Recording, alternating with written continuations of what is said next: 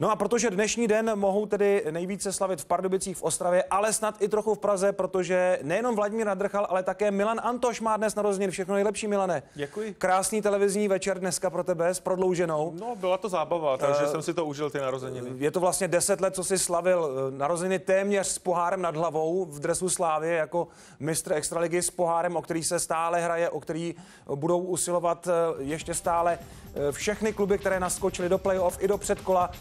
Tohle je vzpomínka stará 10 let. No, je to dlouho, už jsem to dlouho neviděl, tady ty záběry, ale je škoda, že už si ten pohár nikdy nezvednu, no, že už ho jako hráč nikdy nad hlavu nedám. Ale můžeš divákům zprostředkovat alespoň cestu za tím pohárem jako pozorovatel. Je to fantastický, hlavně je to strašně dlouhý a všichni diváci, kteří sledují pak playoff, tak si neuvědomí, že někteří hráči odehrají 17 zápasů a že vlastně se hraje obden nebo ob 2 dny a je to strašně dlouhá cesta. Na konci už člověk je rád, že je konec a tak trochu se těší na ten závěr, že už buď zvedne, anebo prostě půjde domů a bude mít klid. Dneska už je taky skoro konec, ale když už jste vydrželi tak dlouho, tak vám nabídneme ještě malé překvapení. Milan Antoš už ten příspěvek zná. Je to vlastně jeho propojení s historií českého, nebo lépe řečeno československého filmu, protože jméno Antoš patří do scénáře jednoho ze slavných detektivních filmů.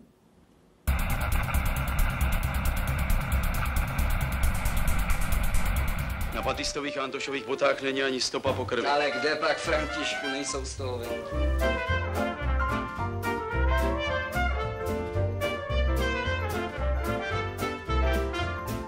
Co máte s tím Antošem? Líbí se mi, co je na to?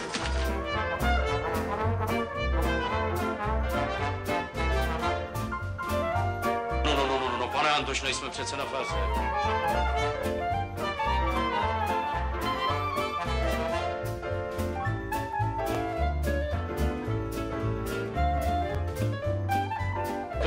Klid, pane Antoš, to vůbec nemá cenu.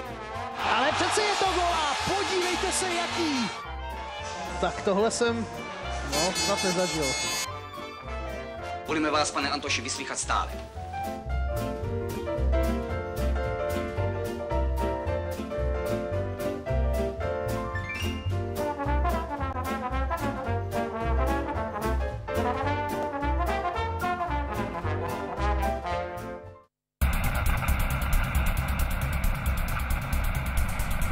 Tak jeden z řadových, ale důležitých bojovníků při jedné cestě za titulem se s vámi dnes večer loučí. Díky, Milane. Já taky děkuju.